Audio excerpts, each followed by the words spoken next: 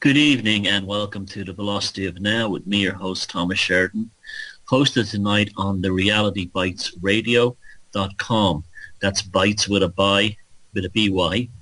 And thank you to Paula and Neil for hosting the show and doing the engineering. As usual, from now on, we'll be starting at 11 o'clock and on here till midnight. Some nights we'll run over. And we're not only on Reality Bytes, we're on various stations all over the world. And I'm glad that everybody's listening and you're paying attention and joining this conversation in such large numbers. The website is thomassheridanarts.com. If you want to help me out, you can go buy a book there. There's a little tab in the upper right-hand corner called Bookshop. The show will also be featured on newsymbolsmedia.tv, where I upload the YouTube versions. My YouTube channel is Thomas Sheridan Arts on YouTube. If you'd like to subscribe, that'd be wonderful. And anything you can do to help me that way, even sharing articles from my website or sharing my videos, it all helps in the end. And thank you very much for doing that.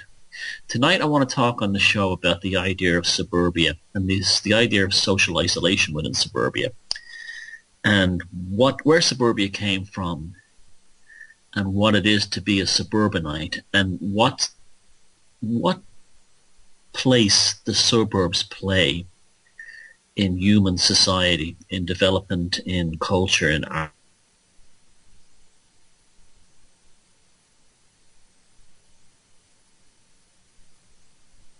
Suburbs affects people on a psychological and psychic level. Now, I grew up basically in the inner city area, and when I was about 17, we moved out to a suburb, and it was horrible for me. It was a tremendously difficult experience. For starters, it was so far away on the outskirts of Dublin, it was very difficult for me to adapt to the distance to get into the city centre. I can remember one day, after a few weeks, taking a bus back to where we lived from the city centre, and the journey seemed so much shorter. And it became very apparent to me early on that suburbia is about distance, and that distance transfers to actual time in your life removed from it in terms of commuting. Now, before we look at the idea of suburbia, let's look at the idea of the city itself, of the urban area.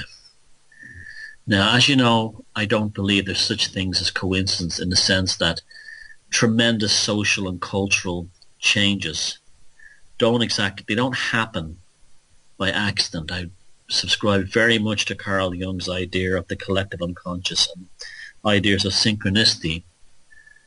And I very much believe that cities at certain points, they almost perform the function of an alchemical vessel, in that you pour all this potential, all this human, social, political, cultural, psychological potential into a densely packed urban area.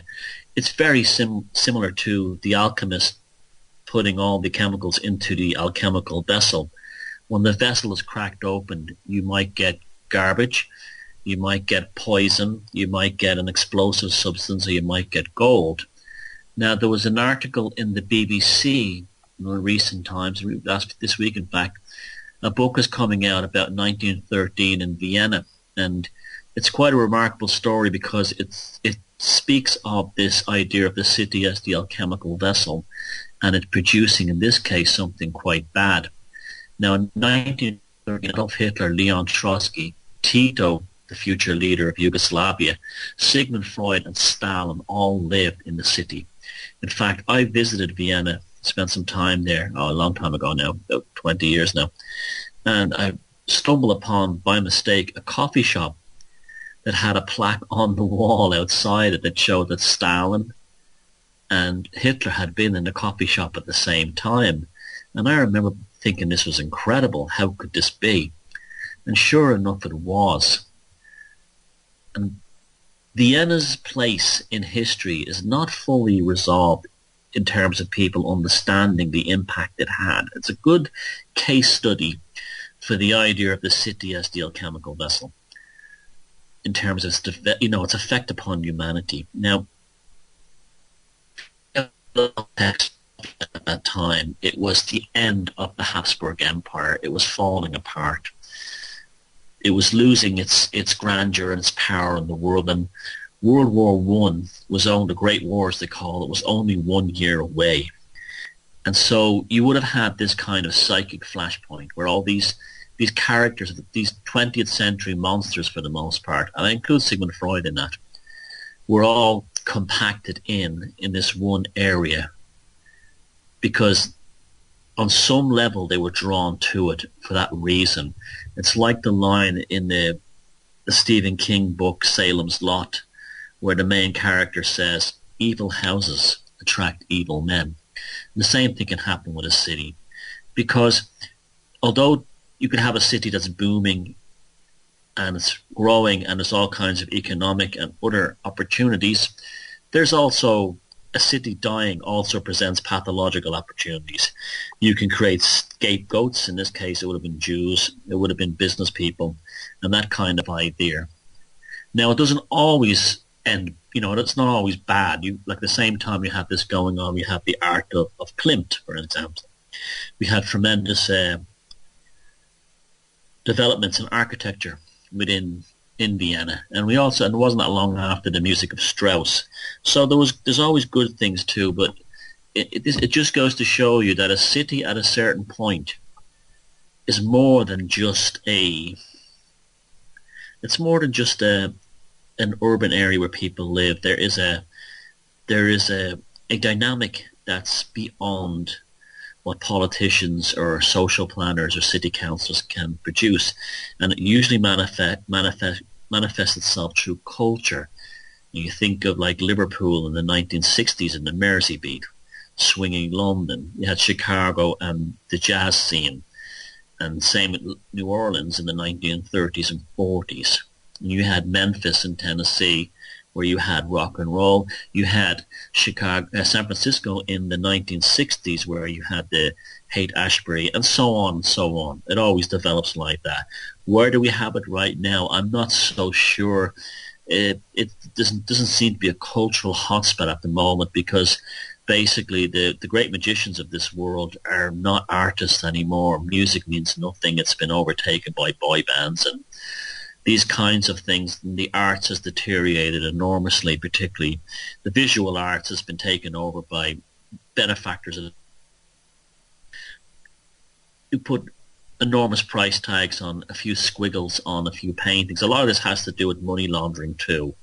It's a way for money laundering. And the music business has always been a big money laundering thing too. That's why the mafia, you read Hammer of the Gods about the book about Led Zeppelin, you just see how much money laundering goes on in rock and roll.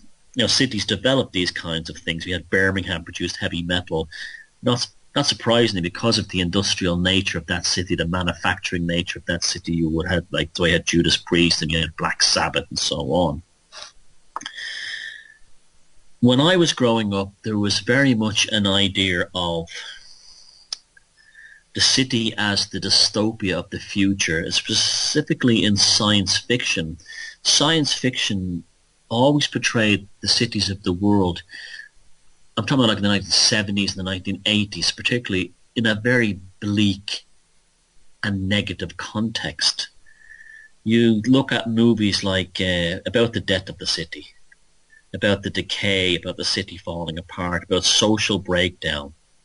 Then you had movies like Escape from New York with Kurt Russell, a very good action sci-fi film, but again it shows us New York City in a state of absolute decay and ruin, danger,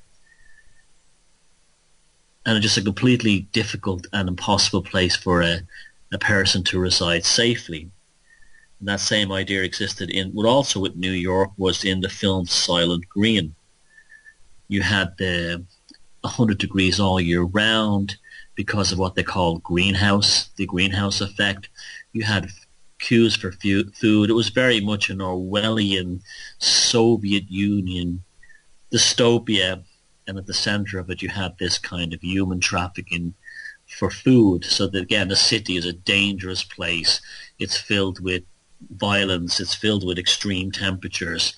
It's a boiling point. That's why they made a point in Silent Green with the temperature all around it. The idea of the heat inside the alchemical vessel is not producing anything good. London got a similar treatment, and I'm sure people are going to quote on the YouTube comments of other cities, but these are just off the top of my head. I'm thinking of London in the superb TV movie from 1979, Quatermass and the Experiment, with the brilliant John Mills. And again, the film begins with him in London itself. It was actually a TV miniseries that became a movie. But in the opening episode, he enters the city of London, and it's overrun by gangs, similar to the gangs in that film about the gangs in Brooklyn called the Warriors. Same kind of idea, but they're much more violent. And again, this was made at the context when IRA bombs were going off in London, and you had that kind of on a psychological and cultural level, artistic level. You had that meme reflected within Quatermass and the Experiment. There are blockades where there's heavily armed police who tell people you can't go down that street.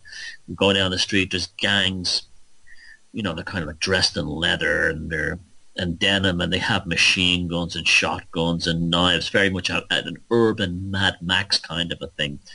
And then John Mills enters into the TV studio, and the TV studio is like the oasis of away from violence within the city, but what it produces is ridiculous decadence and fluff, which has all come true.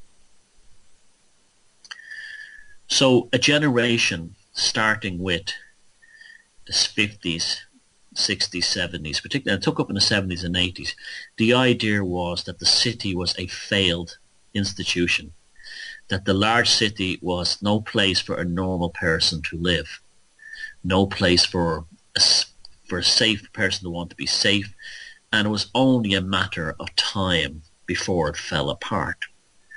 And in reality, we got the precise opposite. You look at Manhattan today, it didn't become Snake Plissken's Escape from New York prison Manhattan. It's basically called Millionaire's Island now. I lived in New York for many years. I loved it when it was a skanky, run-down place. I loved walking down 42nd Street at 2 o'clock, 3 o'clock, 4 o'clock in the morning after band practice. I love the colour of the characters on the street. I love the smell of the city. I love the dirt of the city. I just loved that because that was creating culture. It was creating personality. The decay of New York in the 70s and up until the mid-80s, to the mid-late 80s, was, to me, the lines on the face of a person was a really, amazing story to tell in their face, the wrinkles and so on. New York is quite an old city by American standards and has a tremendous social and human history contained within it, probably unique to anywhere in the world. And I felt that I was, as a young guy, I was living in this kind of continuation of that. And I just soaked it all up. And then Rudolph Giuliani became mayor of New York, and he brought in a zero tolerance policy, and he ripped the heart and soul out of that city with his gentrification. I can remember the day I saw the Warner Brothers or Disney store going up on the corner of 42nd Street in Times Square, and I'm thinking to myself, I'm not going to be in New York much longer. This is not the same city that I fell in love with. And hundreds of thousands of people like me living in New York, people who were in bands, artists, we all left. We all left because there was less and less places for us to be in. Rents became incredibly expensive, and more yuppies and bankers and stockbrokers and millionaires moved in. And for a while I put my hand to trying living like that. I was working as a graphic designer and making good money, but it wasn't what I wanted. I found it didn't feel right in my soul, because a city or a countryside or a small village or even a farm in the middle of nowhere, you've got to be in your kind of psychic groove with it, or it's not ever going to feel right. So the exact opposite of what happened in the movie, the plot line in the movie Escape from New York, is what took place in reverse. It became gentrified, and New York is now Millionaire's Island. And the same thing happened in London. London has become almost impossible for anyone who is not rich to live in the centre of London. You had the Docklands, who was probably the last indigenous, working class, indigenous London, people living in that city. Probably some of those bloodlines going right back to the Romans, at least at the very earliest going back to the Normans, but some of them would have went right back to the Romans. And these people had lived there for centuries.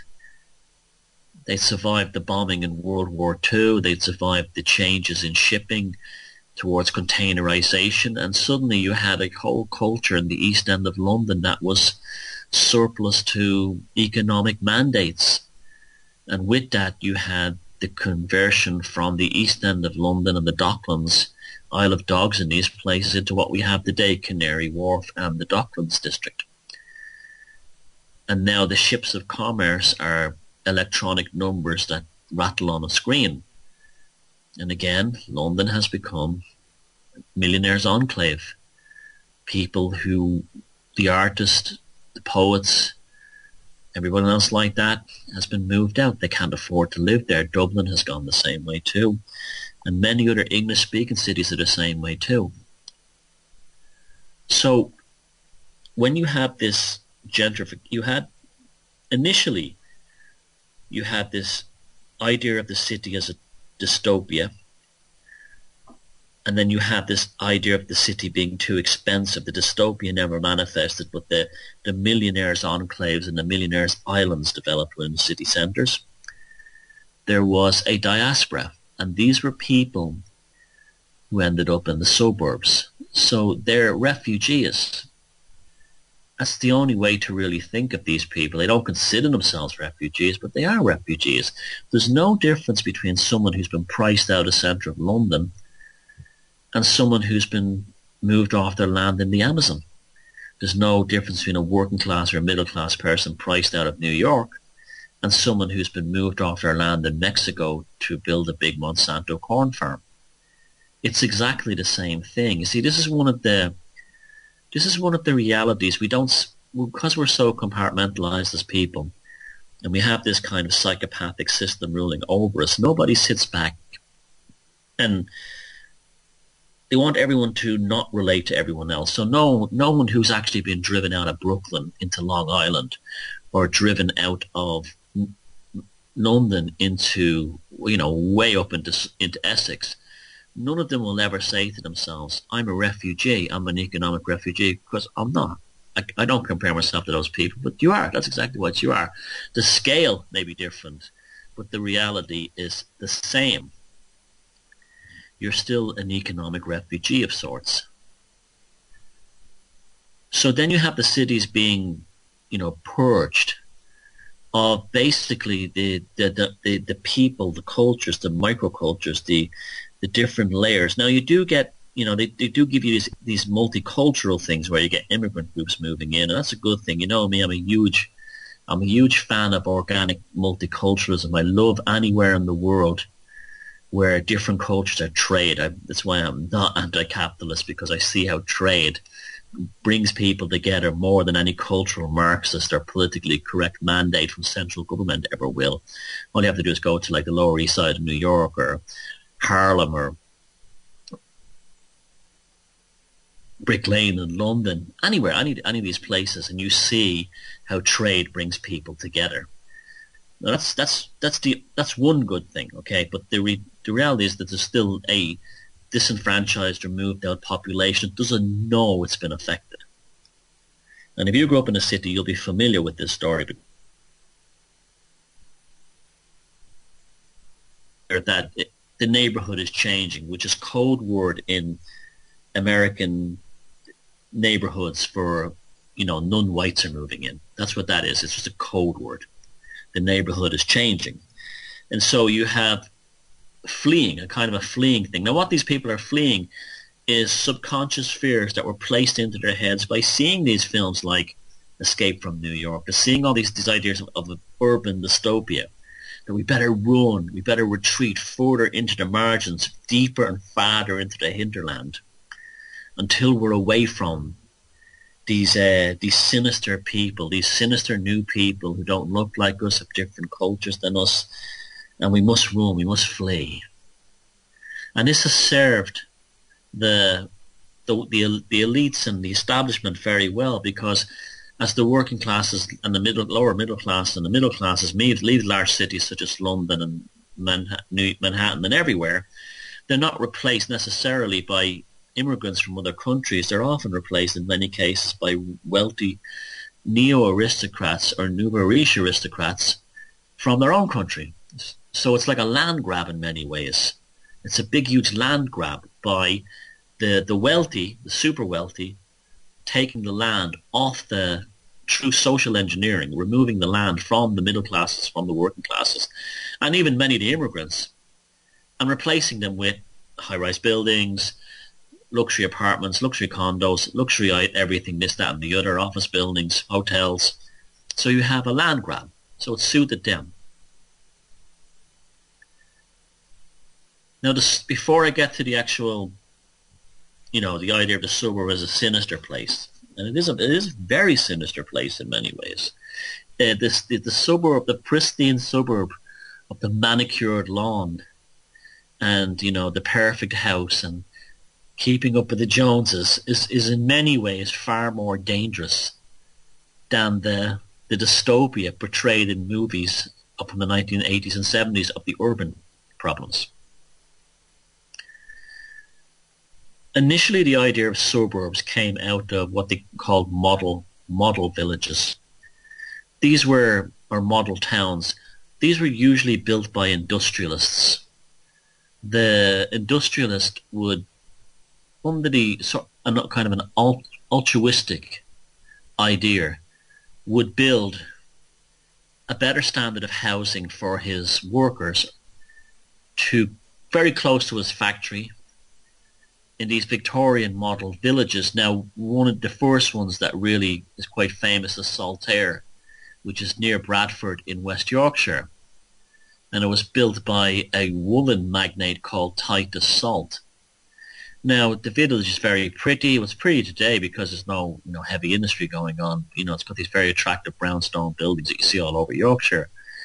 And yes, while it's true that Sir Titus Salt did move the people into a better accommodation in the suburban area, at the same time they were also made prisoners.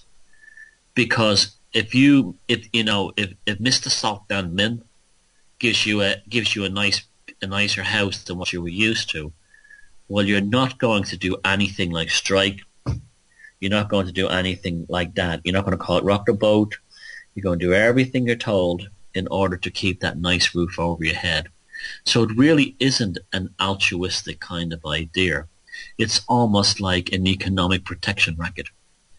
That you wouldn't want anything to happen to that nice house of yours. Well, you better not. You better not do this or you'll be back in the slums of Bradford. So it wasn't necessarily altruistic. Another example of this is Port Sunlight, which is on the Wirral near Liverpool. And that was built by Lever, the guy who founded the Lever Brothers and Sunlight washing up liquid and everything. That's why it's called Port Sunlight. It's called Unilever today. And again, very attractive, very much prettier, was a much better standard of living for many people than what they had in Liverpool in the slums. But at the same time, what happens? You are a slave. You're in a gilded cage. You cannot rock the boat. Now, this inspired other industrialists around the world. You had IBM had been doing it outside their factory, and so had Kodak in Rochester, New York. In fact, IBM, you were given all kinds of discounts to live in, a nearby house for IBM, but it was also it went further because it's Americans. They went actually further because Americans are raised to worship, capitalism. But if you were part of the IBM family, and this is the kind of language they use, they were given a book. IBM salesmen and programmers were given books of songs that they used to take home, and they were expected to sing these IBM hymns, I kid you not, with the family after Sunday dinner. They would sing these hymns, you know, I'm an IBM man, I make the best computers in the world. I mean, it sounds Monty Python now, but I can guarantee you that there were families sitting around when their father says, okay, we've had some nice dessert, my God. And now we're going to sing the IBM song. And they would sing it. And then, you know, these kids would probably grow up to be serial killers or something, growing up in these kinds of families. Another one was Grummond. See, I'm talking about here about the development of the suburb. The development of the suburb has never been about anything other than driving an economic mandate. You had Grummond on Long Island, the most horrifically suburban place on earth, I think. And Grummond were a defence manufacturer, and they actually built a whole town, a whole suburb called Grummond. And again, you were a Grummond man. You were in there, and you were on call, and you did what the company said, because it didn't only it literally did make the difference about a roof over your head, because you were being held, you know, you were being paid a salary, and this is also another way they could drop the salary. And also, these companies got huge tax breaks for building staff houses.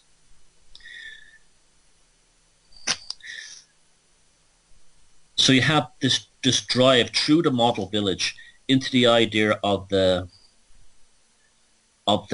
prison suburb, where you have a much nicer house and you're taken care of by the owners. And we still have the day, except that the houses are dependent upon things like shopping malls and school districts. Remember, one of the primary functions of a suburb is that it's a factory for the production of children. A factory for the production of children to later on become taxpayers. And that's why politicians will do everything to get land zoned further and further out, because if there's more and more people living in his or her electoral district, there's more and more people to vote and keep him and his kids in the same political system in power. But at the same time, too, the economic opportunities in the suburbs are not the same as they are in the city. So we're back to the idea of commuting. Now, commuting is time, and commuting distances get further and further out. Doesn't matter if you're taking the train, you're driving, you're taking the bus. You're having a period removed from your existence where you're not actually productive, where you're not actually living for yourself. And then this itself becomes an economic unit itself, because what do you listen to while you're on the Long Island Expressway or the Santa Monica Freeway or on the train? What do you listen to? You listen to the radio. The radio is an economic device. It sells advertising. It informs you on things you don't really need to know about, gives you the news every 5 seconds, the weather, things you don't need to know about. Even the traffic updates are useless. The traffic updates are useless because if you're stuck on a highway or a motorway and it says we've got backups between junction, 67 and 73, it doesn't matter. Your chances are you'll be either in that or behind it, and there's no way you can get off it because there's no alternative to that motorway other than that impending traffic thing up ahead. Stress builds up. You're drinking more of that coffee that you pick up. You're having less quality of life because you're now in a kind of a twilight zone between working in the job and living your life. So that goes on 5 days a week, back and forth, back and forth. So there's no time in that gap to develop culture. You look at one of the reasons the Icelandic sagas are so amazing and so vast is because of the long winters that they spend inside the Icelandic homes, weaving and doing crafts and telling stories. That's where that came from. They were stuck in that house with that fire during the long northern winters, but culture developed, culture fostered. No culture develops in the suburban flux between urban and suburban in terms of commuting. In fact, any culture that exists there is very much a top-down thing because your shock jock, your radio DJ, or the weatherman is determining it, or the songs on the radio. So already you're a highly disadvantaged human being compared to your ancestors. You're not developing a culture. You don't have a culture. You're a prisoner of commuting. Commuting has replaced your culture.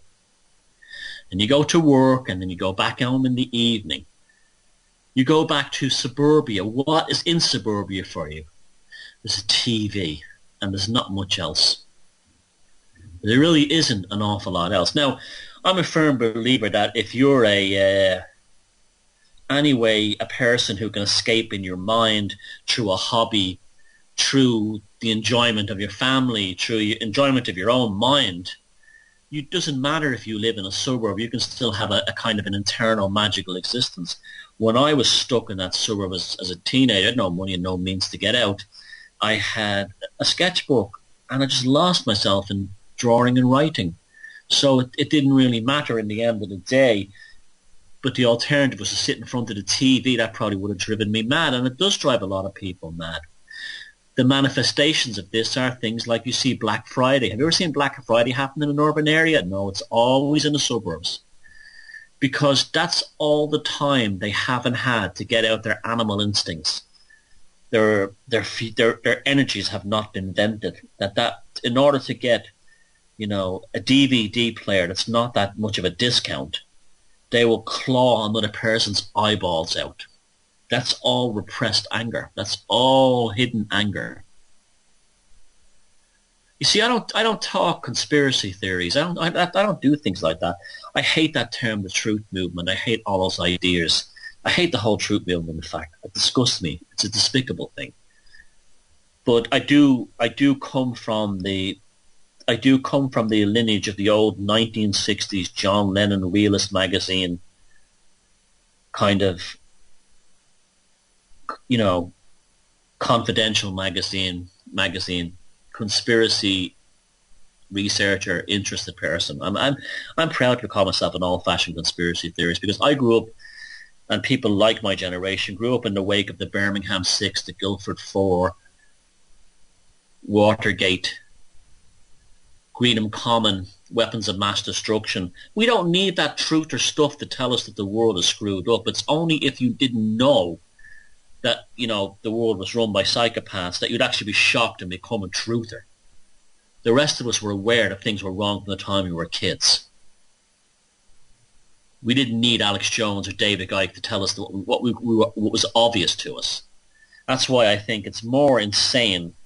It's more of a sign of insanity for someone to say there are no conspiracies, which many people today do. They've been coached very successfully by these kinds of shows like Mythbusters and all this other nonsense. And also you have the fact that people like David Icke saying, the world is run by walking, crawling crocodiles doesn't help anybody else either. Doesn't help you make your case either, which is probably what it's designed for. But at the same time, too, it's more insane to say there's no conspiracies than to see conspiracies everywhere.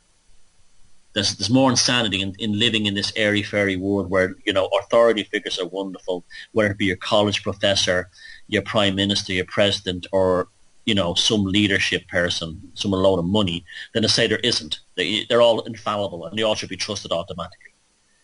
Or that's like saying, oh, look, they had the Borgias and they had the, Nero, and you had all these all these corrupt families in the past. But it will never happen today.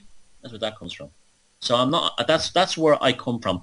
I look at the world at this stage in my life, and I look back and I see patterns, that are either conducive to human happiness and the empowerment of human experience on this earth, and I see things that rot them, that rots that.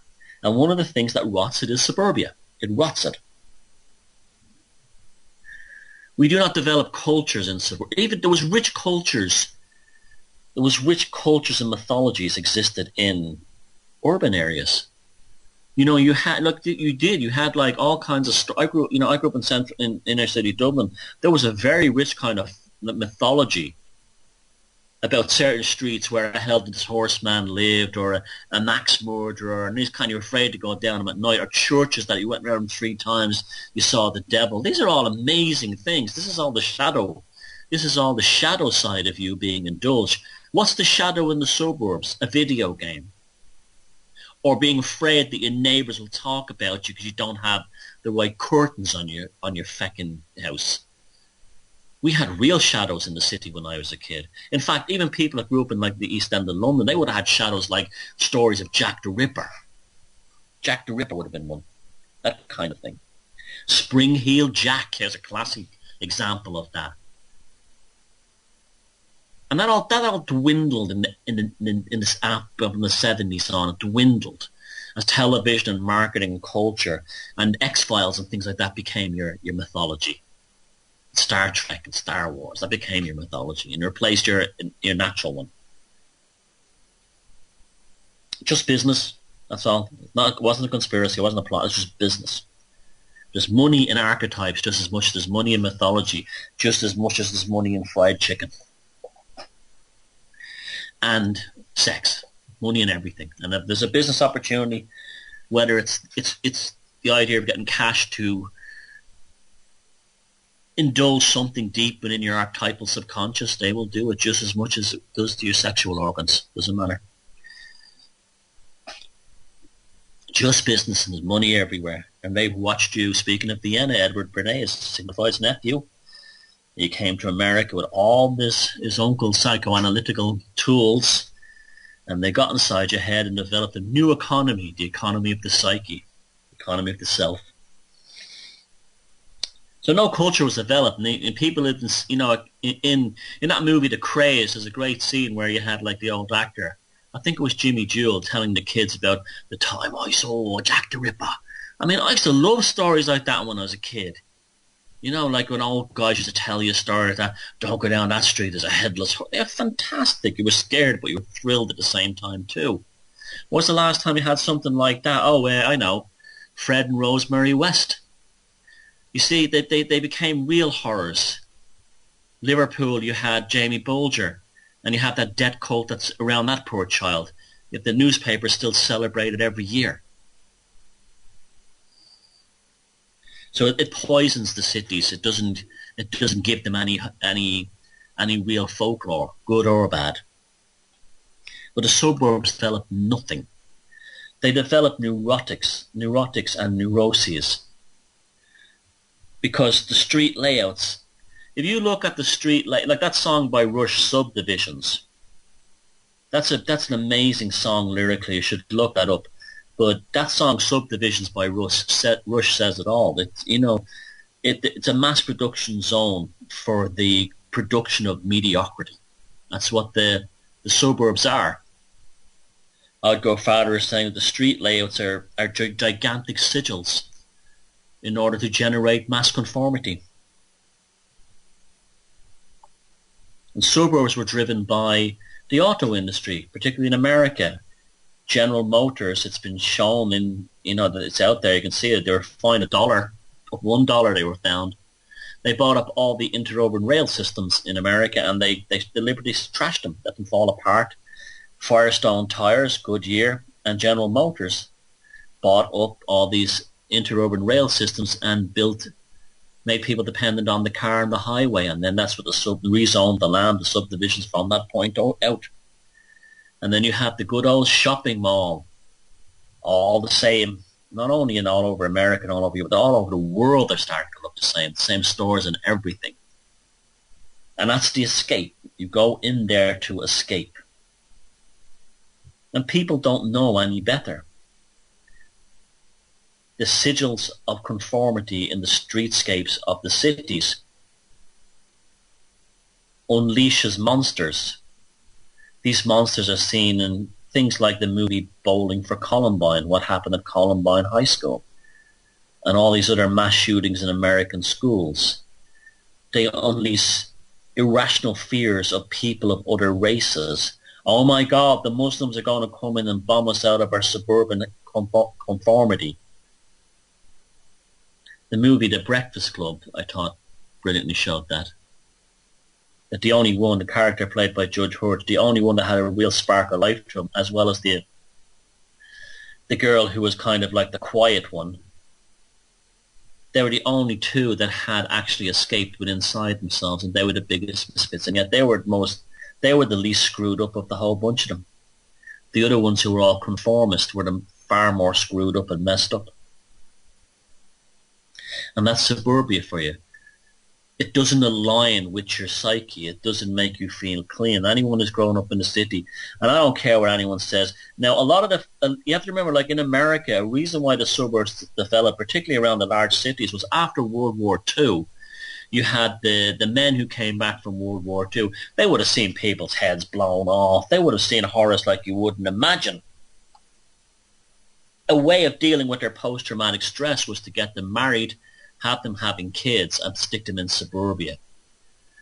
And in the early days of suburbia, not just in the United States, but in Ireland and in England, everywhere, kids did play on the streets. They did. Up until the 80s. I used to see armies of kids. Up until the early 90s, you would see armies and armies of kids on the streets of all the suburbs everywhere, playing. And then that's all gone now. They've all retreated further into the block. So the first initial retreat was the imaginary dystopia out from the urban cities. The second retreat was into the suburbs themselves, into the sigils of conformity of the subdivisions. And then the third retreat is into the house itself. They don't know who their neighbours are. The kids don't play with anyone down the street. Play is now a commodity. They have to be brought to somewhere to play. The kids have to play soccer. They have to go they have to go to dancing lessons. All this costs money. The retreat is deeper. The next level is to retreat into the internet. So there's a constant stage of retreat further and further deeper in. It's the opposite of a flower unfolding. It's almost like it's a form of entropy, social entropy, dropping down. And the driver is not conspiracy. It's not feckin' lizards. It's not Illuminati that doesn't exist. The driver is psychopathic business models. Corporatism, the idea of conformity. Corporations, large corporations require standardization and conformity to increase their business model. And that's all that is. And the suburb is a standard product. It is the Walmart. It is the Tesco of human existence.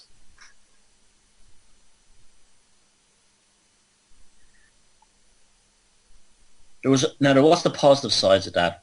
Well, I can tell you when I was growing up, when I was living in New York, you would get the coolest people were the people who broke from the suburban mold and ended up living when you could afford to do it in cheap apartments and stuff in Manhattan, getting into the music and the art scenes.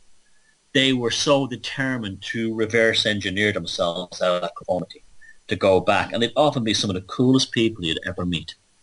It's the most interesting kids you'd ever meet. Because what happened was, while they were in suburbia, this is why you see these kids, they become goths and this kind of thing, or metalheads and suburbia. They're desperately trying to escape.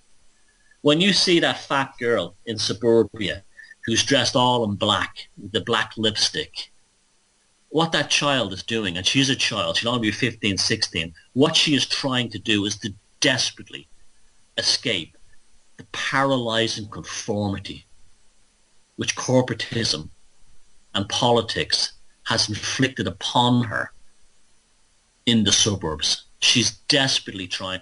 And I'll give you an example of it.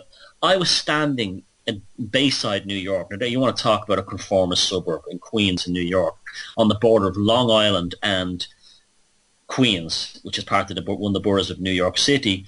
Right on the border there, the Cross Island Expressway meets the Northern Boulevard. It's as suburbia as you can get. It's like one of the flashpoints, like one of the nodes, like the nodes on a sigil where the two lines meet, or the connection point on a circuit board where the two lines meet. It was where you got to everywhere. So it was suburbia central. And the train station was on the line to a place called Port Washington. It's as white bread suburb as you can get. And all these towns like Little Neck and Great Neck and Manhasset, all like pure American suburbia in between. And I can remember sitting on the station, standing on the station one Saturday afternoon with my guitar case. And I was dressed all in black because I was cool, as it was. And this in the 80s. Remember, back in the 80s, dressing black in the middle of the 80s, that was a subversive thing, especially when everyone had the fucking poodle haircuts and wore purples and turquoise. But anyway, I remember I was standing on the train station and the Long Island Railroad, waiting for the train to take me to Manhattan to go to band rehearsal. And a train going the other direction toward Port Washington pulled along and stopped. So we were stopped on the opposite platform. And the people on the other, this is 1987, I think.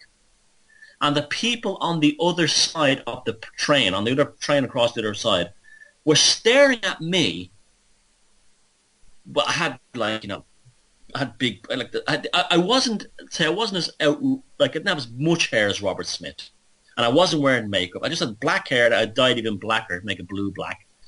And I had a black shirt, which is nothing weird, and a pair of black trousers and a pair of black boots.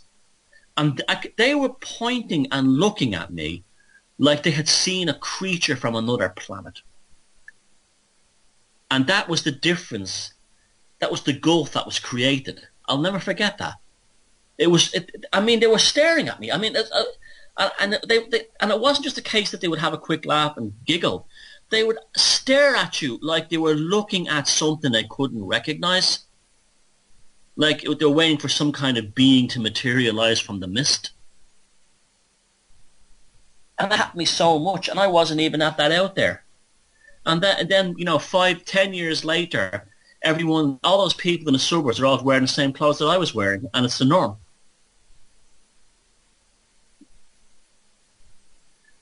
It's a big, huge, magical spell of conformity. The idea of the house, the lawn. I mean, what is a lawn? A lawn is the most useless thing in the world, and yet is the de facto piece of infrastructure that determines your suburban existence. You have a lawn in front of your house, or maybe even at the back, a lawn that doesn't produce anything. An absolute waste of space, useless, pointless, like these green belts they build between suburbs, these green belts where nothing can live in them because animals can't actually get into them unless they have a pair of wings. And the ones that can fly in there are mostly, things you would see in the town park anyway. And they're supposed to break up the urban area, and most of them are gone now because they've been filled in. These token heaths and greens they put in these suburbs. Look, a bit of green, a bit of grass, that's what we cut every year. Where the wind blows across and it's bleak, especially the ones in Ireland. Oh my God. They produce nothing, no trees anywhere. That's the big one. That's the one thing that I did love about the American suburbs, those trees everywhere. So all the men came out in America, they went out to World War II, they went out to places on Long Island, like Amityville, where I did a show about the DeFeo murders recently. Those kinds of places. Florida is one gigantic suburb. And you were lucky if you get to know nice people. I can remember when I lived in Bayside, I got to know the neighbours, and they were an elderly couple, very interesting couple, and the only reason I got to know them was because they were farmers who had actually farmed the land before it had become a suburb. So they had a history, and they knew how to talk to people. They knew how to interact with people. Everyone else around me was an absolute bleeding nutcase, an absolute mental nutcase. I'm not saying it's because of American, like Irish suburbs are full of nutcases as well. British ones, they're all the same, nutcases, keeping up with the Joneses, mentally ill, unable to function, and then passing judgment on everyone else. And then you have the new commuter belt, the new conveyor belt of SSRIs and other drugs pouring into these areas. And because people are socially isolated more and more within these suburbs, what happens then is they're starved for attention. There's an infantilism develops. They're starved for attention. And this is where the reality shows come from. This is why they have to be on a bleeding reality show. The housewives of the Jersey Shore. Essex girls, blah, blah, blah, Big Brother, all of them. Just get me on TV. Please, God, let someone notice we exist. Let someone notice we exist. Jeremy Kyle, Jerry Springer. These people are desperate for validation of their own existence that has been overcompensated by creating this massive need to be noticed, this massive please notice me. I don't relate to anyone in my community. I don't know who any of my neighbours are. I don't even say hello to them when I go to work in the morning. They don't say hello to me. All I know of them is that flickering of the large screen TV in the house at night, in the different rooms. That's all I know about them. I know nothing else. And occasionally in summer, I might get a smell of the barbecue in the backyard and hear the music playing, or a car moving in and out. But please, someone pay me attention, communicate with me. And that's what reality TV show is about. It has replaced the community, the characters, where the people used to hang out together, hang out in the streets. I was down in Atlanta, no, I was in Birmingham, Alabama, and a friend of mine down there told me that air conditioning and cable TV destroyed the South. The Deep South was destroyed by cable TV and by air conditioning. People used to sit out on their stoops, on their porches, and they used to hang out and socialize all in the hot weather because it was too hot inside. Cable TV, another commodity, air conditioning facilitates it, brought them indoors, and next thing you know, the culture's dead, and you don't get girls talking with that southern drawl anymore. A sexy southern girls, they all sound like Buffy. They all have that Buffy 90210 accent all over American or wherever you go, unless they grow up in the country. You might be lucky. So then you have the suburban exclusivity. On one side of us, there is the dystopia of the urban area filled with minorities. My mother says there's a lot of people in there. There are minorities. And on the other side, out in the far distant unknown, as Rush said, you have hillbillies and rednecks as portrayed by movies like Deliverance. And then you have the siege mentality in the suburb. The far unlit of known, full of fellas who play banjos and who rape you like a pig, boy. And then the city full of minorities. And you're stuck in the middle. And the compression gets darker and stronger. And the safety valves are offered to you. The panaceas, entertainment, movies, Black Friday, SSRIs. Produce more children, create children, worship children. Worship your children like gods, not because you genuinely love them, because they're as much as a status symbol as your car, as your fancy house. My child is on the honours list. It's really dark when you start looking at it. And that's why I have tremendous respect for anyone who could break that mold in suburbia, either by in their own minds creating a vacuum. I wouldn't say a vacuum, it's quite the opposite of a vacuum. Shall we say an island of sanity in their home, where they're not like that, where they've rejected all that. That's fantastic. I know people like that. It's a wonderful thing. Doesn't really matter. They just have a roof over their head to keep them cold and cool in summer and warm in winter, where they can prepare food and be a proper family, or a family, whatever they can be, 2 people or 1 person. They can escape inside, but that's becoming a rare thing. It's not because people are not educated in it, because the suburb does not.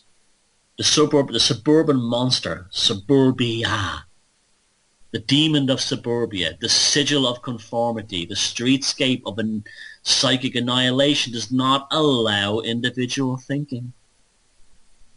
And so that's very difficult. It's very difficult on lots of levels. Like you have to watch this latest TV show.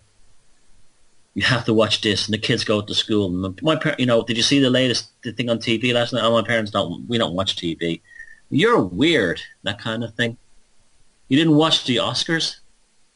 My mum and dad watched the Oscars. Your mum and dad don't watch the Oscars? Whisper, whisper, whisper, whisper.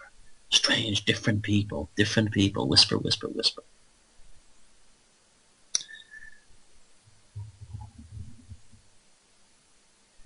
I would like to see a way out of this would be for maybe suburbs to decay. And it's happening. In Detroit, the suburbs are falling apart. The city itself is falling apart. But not just the inner core of Detroit is dying, but the suburbs are dying. And I'm hearing and reading wonderful stories about artists moving into these old houses and buildings in Detroit and reclaiming them. And for the first time since General Motors made a gigantic model village of Detroit and made everyone in Detroit dependent upon the auto industry, for the first time in probably 70, 80 years, Detroit is now developing a culture. A phoenix of culture is rising from the ashes. So my attitude would be, let the suburbs die.